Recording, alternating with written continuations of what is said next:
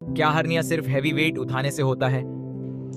Possible है कि वजन उठाने से आपकी हर्निया हो जाए।